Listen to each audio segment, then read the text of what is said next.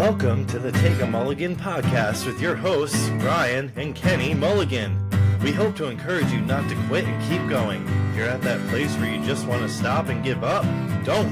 Second chances can happen. Try again and take a mulligan. Hey, welcome to another episode. We're so glad you joined us today. Today, we're so excited to have two guests with us. As we've been mentioning on this podcast, we're discussing four main subtopics of fitness, faith, family, and friends. And today, we're so excited to expand on the family theme with our two brothers, Barry and Sean, here with us. So welcome, guys. Hey, Thanks for having us. yeah, we're looking forward to it. Yeah, so we were going to do this as a Memorial Day episode. So we want to talk a little bit about Memorial Day and what that means. And so we thought we'd start off with just kind of rehashing some of our childhood memories of what Memorial Day means to us from the Mulligan family. So what's a couple things that you guys remember just, growing up or as you were older, just about Memorial Day around the Mulligan household?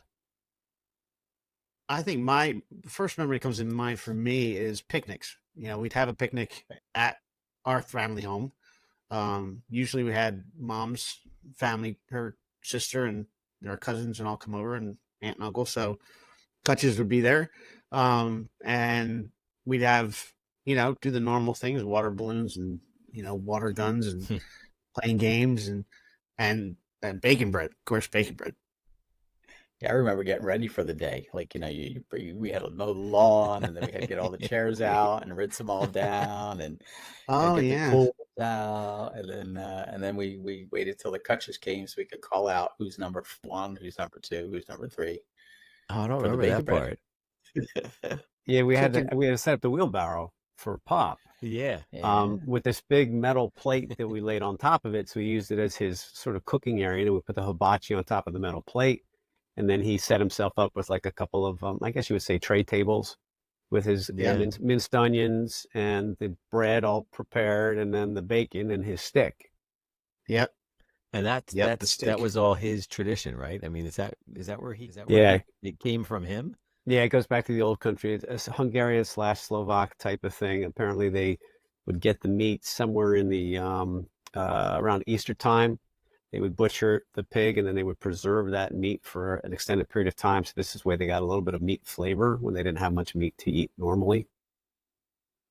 And that was just the bread. Yeah, I mean, it was great bread growing up. I mean, whoever heard of bacon bread? I think every one of our wives that came to the family, like, what's bacon bread? And it's not what you think it is. I mean, it's No, it's bread not. that tastes like bacon, sort of. Right, But that's there's right. no bacon. Well, there's bacon later in the day, but Yeah. at first you don't get any bacon. Well, that was the best part, though. Once you get to the actual bacon that's cooked and you cut that up and put that on top, that was even better. Yeah, but Yeah, she didn't have it was minced onion. onions. Yeah. But it's still different than bacon because it doesn't taste the same. Because I don't like bacon, so I like You don't bacon like bread. bacon? No, I don't. It was a unique cut, and that was part of the problem as years went on when the ethnic delis started shutting down. It was specifically called smoked garlic bacon, and you can't find that too many places. Although I think I found something very close last year, but you have to go to like a Hungarian, Eastern European type place. And you're the And, only one that's kept that tradition alive so far. Yeah, and I still have Pop's original hibachi and the stick. So it Oh, it keeps- is his original? Oh, I yeah, didn't realize that. yeah. Oh, wow. It's falling apart a little bit, but it's still there. He had a different kind of charcoal, though. He It wasn't did. like the normal charcoal that Yeah. you get for the barbecue. It was like more wood or something like that. But it wasn't always. He would mix it because I think Uncle Gene took care of that part for him. Huh.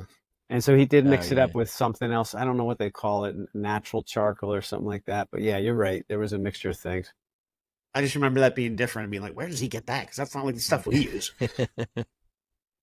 And that Yeah, it was was before more like gas broken grills. up We never had a pieces. It gas wasn't- grill back then. Yeah, they weren't all like symmetrical, like square little charcoal pieces. They were like kind of broken up. Right. Yeah. Yeah, it's Yeah, like wood. charred wood. Yeah, charred wood. Yeah. So what other traditions do you guys remember? The whole day and Well, that was, I mean, waiting for the bacon bread was like the big deal, at least Yeah. for us. I don't remember the cutting the lawn part so much as just waiting for the food. that was Barry And so my job. I think it was I think the rule was whoever spotted the car first calls out number one, and then that's the order you get for the bacon bread. Oh, Yeah. okay. Oh, that's So right. that's why we what the climbed up numbers in the were for? tree. Ah. Yeah. Yeah, so Okay, like whoever I saw it forgot first, so that. the figure the higher the tree, the better view you got. I don't know. But they had to open the doors because they had to be included in who could call first, second, That's third. So right. I forgot about all that stuff. I just remember waiting in the tree for when they got there and jumping Yeah, out of that's the what tree I when they were remember. here. It's like they're here, they're here. Yeah, that was the big deal. That was special. That was really special and unique. Do you remember that Yeah. when Pop started it off mid afternoon before the dinner was official? And Yeah. you know, we would have contests about how many bread pieces you could eat. And by the time it came for the hamburgers and stuff, none of us were hungry. Nobody's hungry. yeah, No. yeah, we had bread. So how many do you remember how many slices you had at one time? Probably I think sometimes they had like I 5 think or I remember 6. hitting It's- 9 at some point, but You do? yeah, I do. I remember that. Like, oh man, That's a lot of bacon grease. bread That is a lot of Yeah. bacon grease. and Yeah, onions. but by the time the bacon was actually cooked, everybody was done. Yeah. Yeah, but That then was like the that was special really thing to wait for, though. You Yeah. wanted to wait Yeah, for that at was the least best one part, piece. but Yeah. everybody was filled up before he got there. Yeah, such a But it unique was thing. Yeah. fun to look forward to the times when families got together. Like the whole there's a lot of Yeah. us to get together. Oh, and it yeah. was fun. Yeah. There's Yeah, I something mean, I remember we really used look to forward play. I think we used to play croquet and volleyball, and Yeah. I mean, Yeah, I I do remember remember- some of yeah. that stuff, right? Yeah, because I think I remember later on when we were older, me and you, Sean, like, I don't know, 12, 13, we would probably be the ones setting up the croquet set and stuff. And Yeah. that was Yeah, I probably the remember time that. where you already had that nice volleyball set already, Bear.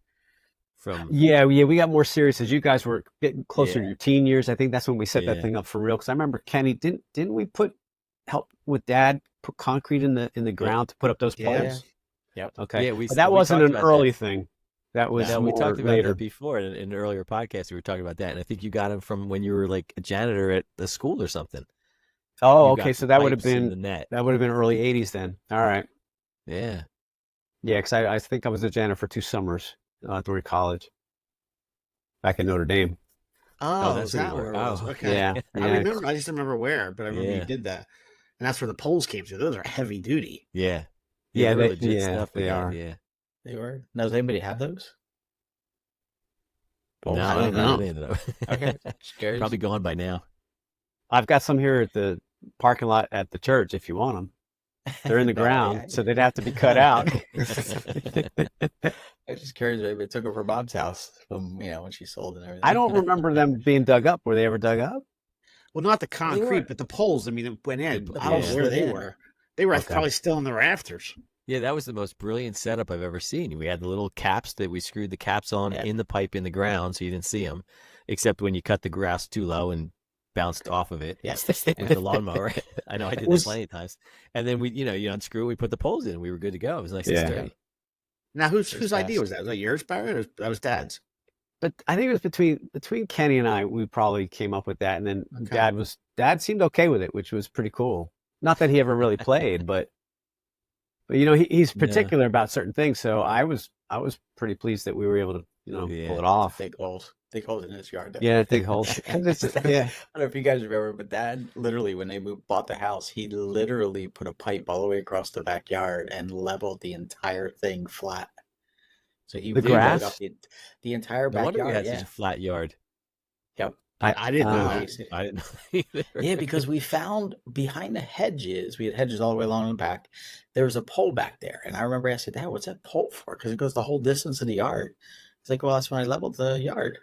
So he literally pulled it all back. and Wow. leveled all the- I don't doubt it, but Yeah, I don't doubt it either, but I had no idea. I didn't know that. Imagine. So that was before anybody but Patty was born, then probably, right? Probably, yeah. Okay, because Yeah. I have no recall of that. I remember Wow. the Yeah, open the- field in the back, but beyond that, I Yeah. don't. Again, the only Wow. reason Do you I know remember was before there were that- houses back there? What's that? I don't. Do you remember before there were houses back behind the house, Barry? No, because the house behind us was built shortly thereafter. Oh, okay. But there are some photos of the time. It was just wide open. The trees were not anywhere near the size, so you could see through a couple blocks almost, it felt like. Wow. And we didn't have a fence. It was just lower hedges, so you could see right into the next door to the next Right. street. What was that, Nancy Lane or something like that? Yeah. Behind us, yeah. Yeah. No, Rockland. Oh no, Rockland, yeah. Was that Rockland? Okay. Yeah. Yeah, Nancy was on the other end. Perpendicular. Right. It was Nancy wasn't in front of the house. No, I don't. No, remember Nancy now. was off to the Nancy was off to the other side. Okay, that's so bad. We grew up there all our lives. Have you guys gone back and passed by the house at all? Not very much lately. No. Okay. It's probably been, I don't know, it's been a while. After Mom passed, I went once, but it was just it was too emotional for me. I'm just like, just so many good memories gone. The last I saw was so overgrown, and whoever took it over just didn't take good care of it. It was kind of hard to see that. It is amazing because you look at it, it's a small property. It's like 100 by 50. Yeah. And yet it seemed plenty big for everybody that was there when you had the cousins and all. I remember Michi bringing cake as part of the dessert every time for any of those events. Yeah, it's usually a white cake of some kind. I never was appealing. It was not appealing to me because by the end of the day, we had filled up on so many other things that just sort of sat there. And I felt bad because she would bring it every time. You also been running around, you're sweaty, you're tired, like all that. Nobody feels like sugar at that point. And we would do the Slurpee runs usually too on a holiday like that. We'd take our cousins with us and walk up to 7-Eleven. Yeah, we usually did a Slurpee run. That's right. Yeah. Yeah. Now, to those who are listening in, though, so our grandmom and grandfather, we call them Mama and Papa, but our grandmother, we ended up calling her Michi. So that's why if we ever use that term, Michi. If anybody wants to share how that came about. You guys know? Yeah, I remember. As far as I remember, I thought it had to do with Donald, our cousin, right? It did. Because for whatever reason, I guess because his name's Donald, but Mama would call him Don Amici. Right. And the only way he knew how to respond was Michi. So he started calling her Michi and it stuck, right? That's how I remember. And then we all started calling her that. Yeah. Yeah. After the actor Don Amici.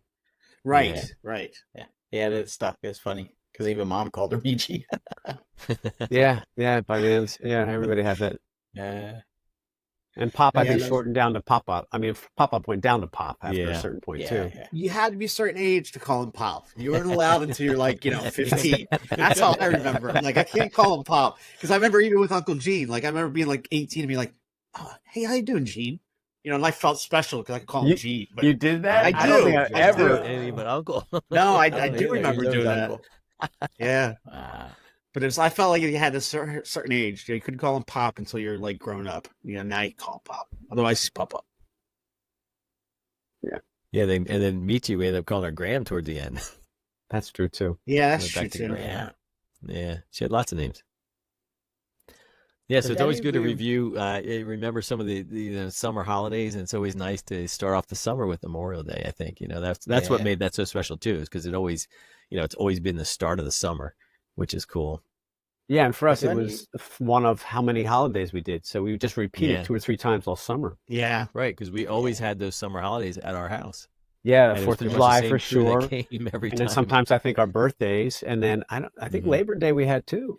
Yeah, we did. I remember doing that for a long time.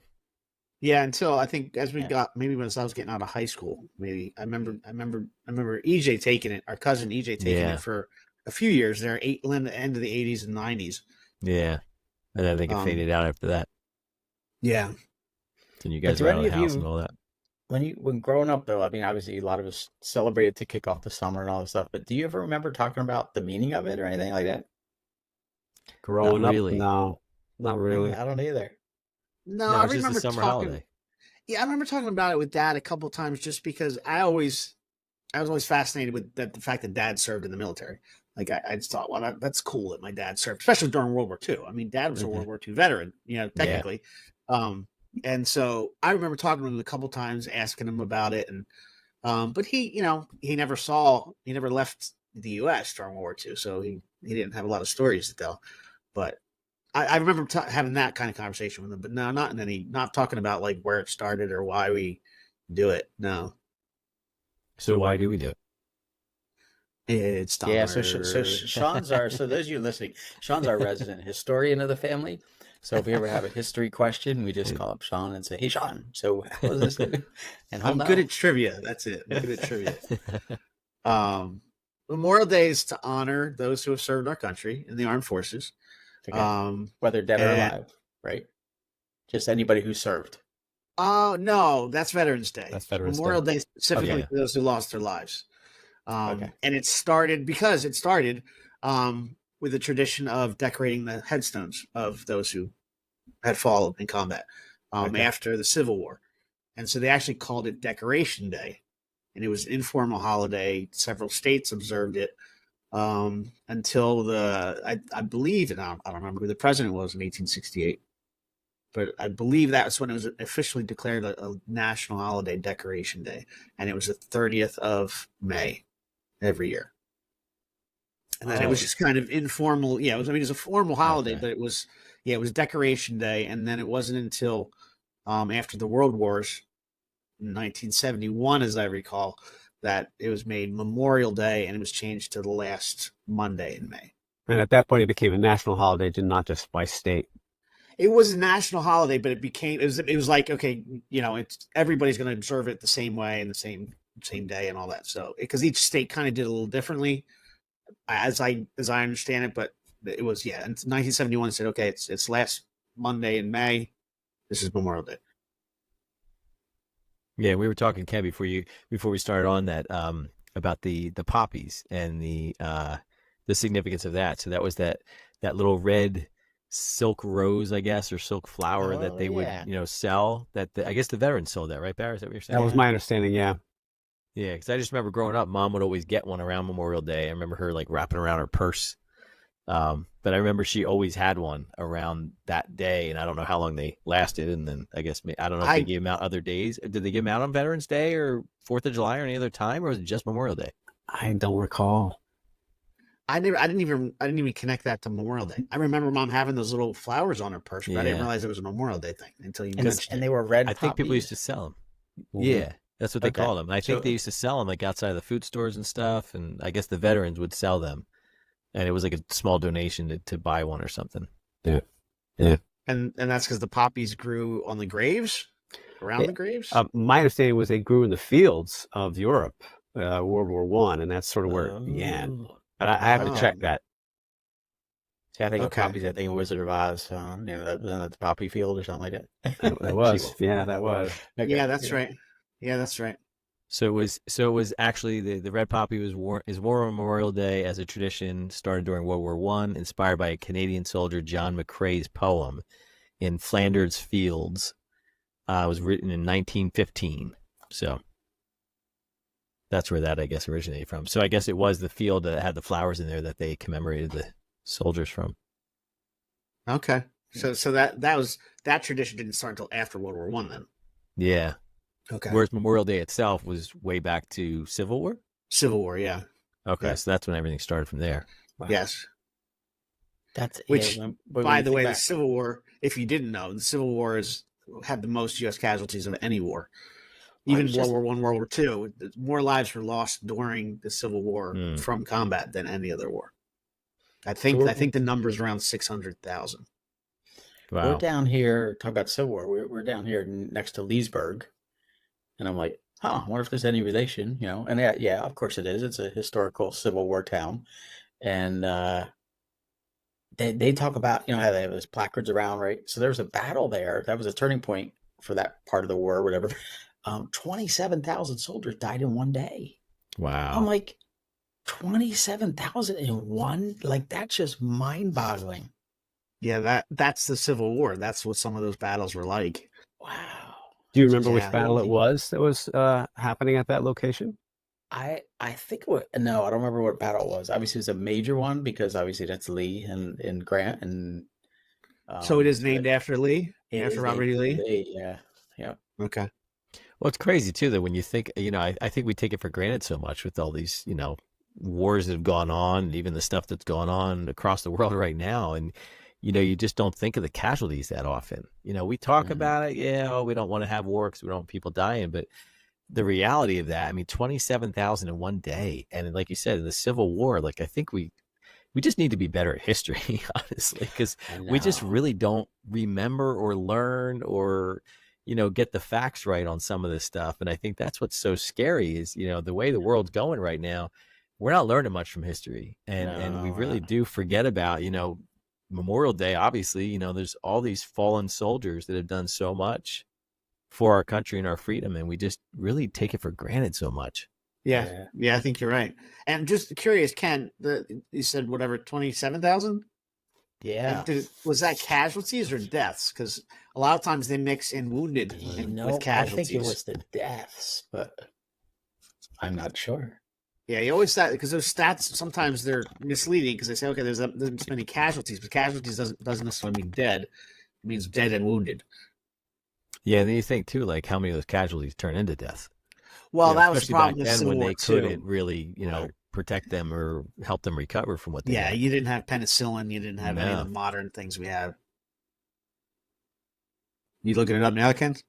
Yeah, I'm trying to see if it's because I hope I got the stat right. I was blown away. Maybe it was 2,700. Oh, still, I mean, 27,000 people. Even if that's Oh yeah, wounded it and says dead, forces that's a lot of engaged. people. Forces engaged were 3,600, so it must have been 2,700 casualties. But anyway, it's just I was blown away. I was like, oh my goodness, that's crazy. But that's even true around where we grew up. I mean, we grew up a few miles from Washington across to Delaware. I mean, come on, that's like history. So, and then there's battles all around where we grew up, Princeton and Trenton and, everywhere. It's, it's amazing how much history is right around where we grew up. Yeah, and again, how often we take that for granted, right? Yeah. We don't appreciate, I don't think, everything that people sacrificed, for us to be here today. Okay, let me give the correct stats because I don't want to be misquoted here. So, or quote wrong. So there were 3,600 total forces engaged, 1,070 total casualties. That's almost a third of the army destroyed. And which battle was that? This is. You know what? They're not saying what battle. October 21st, 1861. That was early on. There's a camp in the woods near Leesburg, Loudoun County, Virginia. So, what point in your lives did Memorial Day start to kind of click for you? Wow, that's a good question. Wow, I don't even know. Because I think for me it was probably my 20s when I sort of had a different perspective on the world by that point. And then probably appreciating history more probably at that time period too, particularly World War II, and something about the uniforms. And there was a part of me that had always wanted to go into like ROTC or something like that, but never did. So it sort of started to gel. And at that point, we started knowing people that were going into the service in one way or the other and coming out. And so I think for me, that's probably when it started to like, okay, this is something more significant than just bacon bread and cake. Oh yeah. That's interesting. Go ahead, John.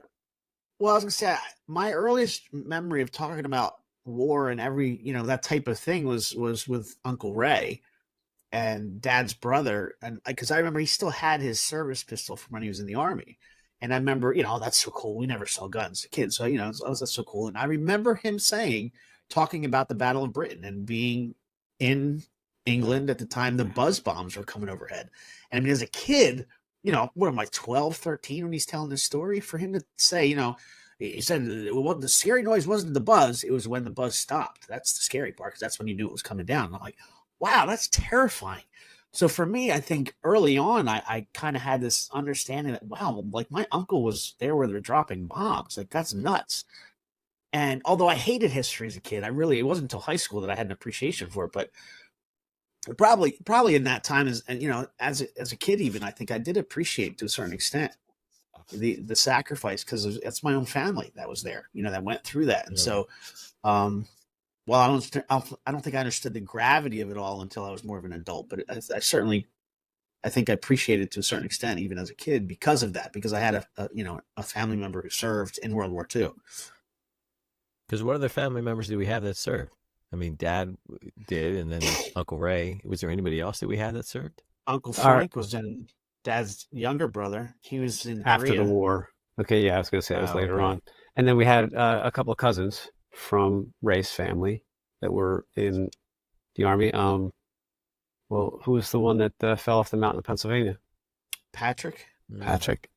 He was in the Army. He was. Was he right? He didn't get too far. I think it was the beginning when he died. I think it was part of the beginning of. I think he was on leave after the initial boot camp or something. He was hardly in it. But I thought Dennis was in military for a little while too. So a That couple sounds right. cousins.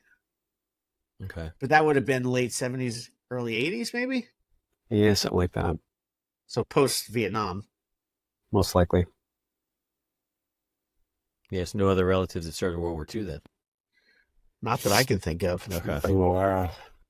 Yeah, I think for me, I don't know. I think it probably almost got worse as we got older because I think the way the holiday is viewed, I think when I was younger, it might have been a little bit more appreciation, I guess, because again, I remember the poppies from mom, and I think she explained, more of the history of why we do that and why we celebrate the holiday. So it kind of was a little bit more real to me as I was younger. And then I think probably as I got older, it was just, again, it was one of those things where it's like, it's the first day of summer. That's what we're celebrating here. And I think it kind of got washed away. And then probably as I got a little bit older, probably into my later 20s and early 30s, when I got a better appreciation for history and our country's history and stuff, that's probably when it became a little bit more real to understanding, like, wait a minute, we need to stop and remember this a little bit more. How about you, Ken? When do you remember understanding this? I don't. You know what? I know it's sad to say, but being in church community, like it was always a thought. Okay, wait, Memorial Day. What's that one for again? And Veterans Day is what one? What is that for again? Because I always forget. I honestly do. I like. Wait a minute. Is this the one we just remember everybody, or is this one we just remember those who passed? Who have died in the battle? But yeah, so I really don't remember when it became impacting at all. And that's a big difference, right? So Memorial Day, we're remembering all those who have fallen while they served, and Veterans Day, we're remembering anyone past or present who is serving or served. Yes. Right. Yeah. So just remember everybody. Right. Yeah. And then, of course, there's Armed Forces Day is another day, and that's in May as well. So how's that different from veterans? I think it's just honoring, the institutions of, the Army, the Navy, and all that. I don't know too much about that one. Okay. I'm the resident historian. I'm not sure. I have to look that one up. Now, okay, so historical question. I don't know, because this occurred to me as I was thinking about this, this podcast coming up. Did we, did our generation, I know we crossed 10 years together, all of us, but did we, were we a generation that, serving in the military was just not a big deal at those age, at that time in history? Because I know we were the aftermath of the Vietnam, so everybody was anti-military. We don't serve because who knows what the country's going to send you, that kind of thing. But I know when we first got married, I mean, boy, we were in the Iraq War, Gulf. right? The Gulf War. Yeah, so that was that was crazy, But I don't know. Did you guys ever think about that? Because none of us served, so no, but I wanted to. You did. Mom talked me out of it. Oh. I mean, she fought tooth and nail because I met with a reservist 3 times. I don't know if I remember that. Or not a recruiter from the Navy. Yeah, 3 times. And Mom just kept saying, "You don't really like gym class that much. You're not gonna be able to handle it." And it's just it was those kind of conversations where she just kept pushing and pushing and pushing. Was that Mom's way of saying, Sean, you'd never be able to handle that? Yeah, I know. That's their way of saying you're not going to cut it. But so I was that close. I was that close to being there. I remember because I remember plain as day when the Iraq War started. We were down the shore, and I remember Mom saying to me, "You could have been in this," and I'm like, "Okay, relax. I would have been in the Navy. I would have been off in the Gulf somewhere just watching." But still, I mean, that was very real to me. So for me, I thought about it. I wanted to serve. But I think our generation, I don't know. I think I people I went to high school with that served, so I don't think we're necessarily anti-military. Our generation, not so much anti-military. It just wasn't a big. Yeah, I don't remember any of my classmates. I don't remember any of my friends even considering military. So it is kind of interesting to think about because I really don't remember any of that people were serving at that time, or that was oh, I think I'm going to go in the military. I want to serve our country. I don't remember that at all happening when I was in high school. I only knew one. Just one. Yeah, that graduated with me and from high school, and he went straight into the Navy. But that was the only one. And I would have gone. I wanted to go into the Navy ROTC, but the college I wanted to go to didn't have a Navy ROTC. They only had Army. And Dad was encouraging me to do it. Because you're walking through the whole thing, you get the schooling is going to be covered to a large part. You graduate with a rank and all that other kind of stuff. And had they had a Navy ROTC where I went to school, I would have gone through it. Okay. Yeah, I remember Dad encouraging me as well. He was definitely, he was behind it. Mom was the one who didn't want me to do anything with it, but Yeah. What's that? Yeah, it's interesting. Fear. I mean, my son Noah was in there for a little while in the Army, and that was just a very different take on having a child go into the military and really not knowing much of anything because, again, we didn't have any real family connections to anything. So, I mean, it was so foreign to know what do you expect and how do you handle the recruiters and what is he supposed to expect. So, I appreciate that he served for the short time he did, but just wasn't exactly the career path he was looking for. So, but going through that was, very unique, I think. And again, the unknown of, if something creeps up, when does he get called over there? When does he have to stay behind? You really don't know that. So we do appreciate all those who have served and continue to serve and protect us. That's for sure. Absolutely. Yeah. Yeah. So any other memories you guys remember of Memorial Day or anything else military wise that jumps out at you?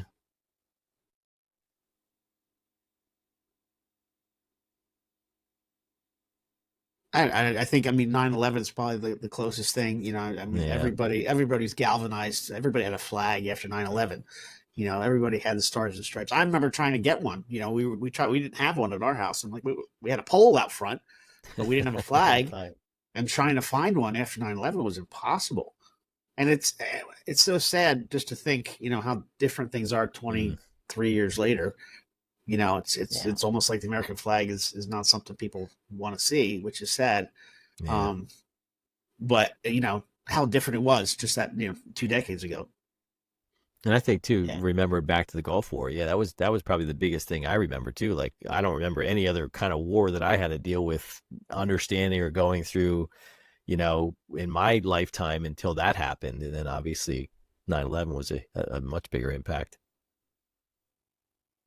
So it's interesting to think about, like you said, where are we now compared to where we were? I mean, 9/11 was such a huge, gathering of everybody became patriotic. And like you said, I mean, we're not living in the same country now with that. It's interesting. Now you wonder if it happened today, if there'd even be mixed takes on it. Like, oh yeah, it's not that bad, or oh, good for them, or whatever. You have no idea. We've changed that much in such a short time. Yeah, I think people are taught things differently than we were back then, today. It united the country, right? I mean, it was for a little while, maybe a couple weeks. Yeah. But it was one of the neat things about the eclipse recently. It was like everybody was gathered to watch something where there was no politics, there was no debates, there was no.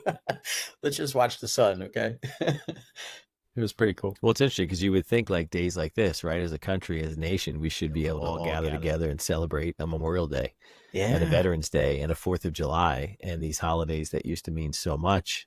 And now, everything keeps changing on us and we don't even know what's up and what's down anymore. But it's a shame that we can't kind of unite on these things.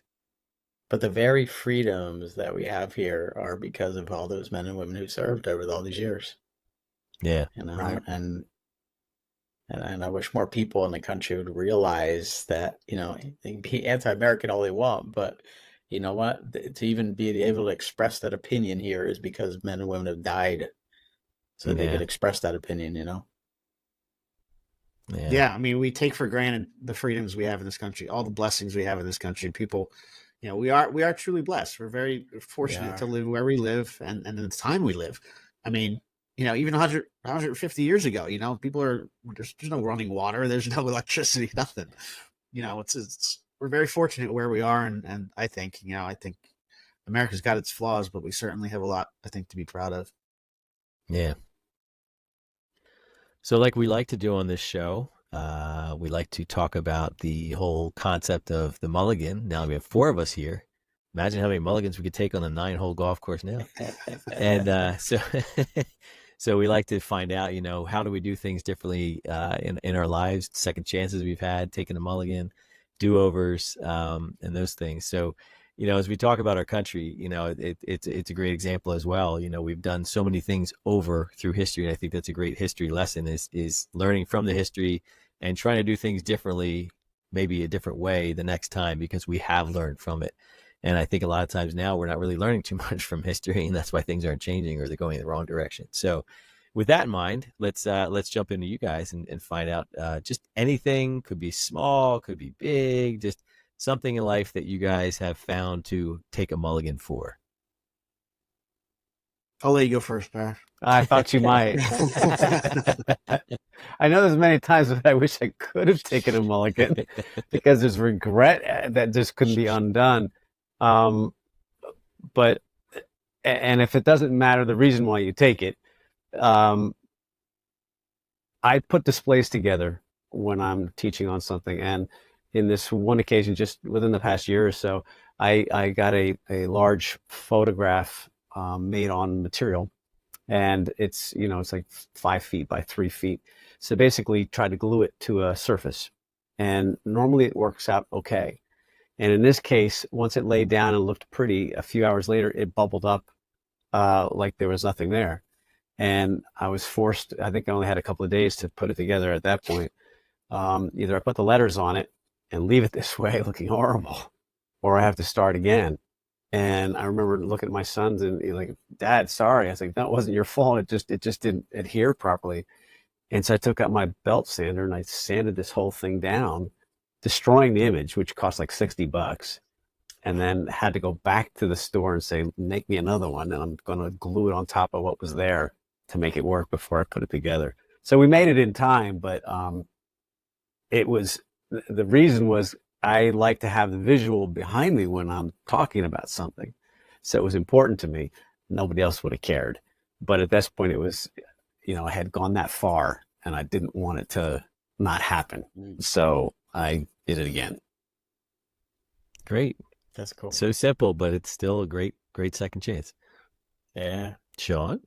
The only one that really came to mind as I was thinking about this, getting a second chance, I would say, as a kid, I loved sports. I loved playing sports, baseball, soccer, but I wasn't that great at it. So the amount of time I got to play was not that much. But then as an adult, I was able to start a men's softball team at church, and I got another chance there to play, a sport and to be part of a team that I hadn't done since I was a kid. And so, we were a bad team, but it was fun, and I got a chance to participate and be a coach, which I had no experience doing. But the kind of love of the game, of sports for me, that was a second chance for me. And I coached for 20 years. And I remember when I started, I was talking to a guy who kind of mentored me in the coaching aspect of it. And he said at the time, and he's been doing it for 20 years. Like, 20 years, that's forever. I'm never going to do this for 20 years. And then sure enough, 20 years, to the year, I'm like, okay, I'm hanging up my spikes. I'm done. But that was my second chance at playing sports as like a kid. And it was a great opportunity. That's cool. Those are great. Yeah, it's nice to take those mulligans because every now and again, everybody needs a mulligan, right? Well, I want to thank you guys for joining us today. It's been great having fun, reminiscing about our childhood and Memorial Day and what it means, and having you guys on as guests. Hopefully we'll do it many more times. Have the Mulligans 4 on here. So thanks for joining us today, and just remember to remember all those who served, all those who gave their lives for our freedoms this Memorial Day, and we hope you enjoy your Memorial Day.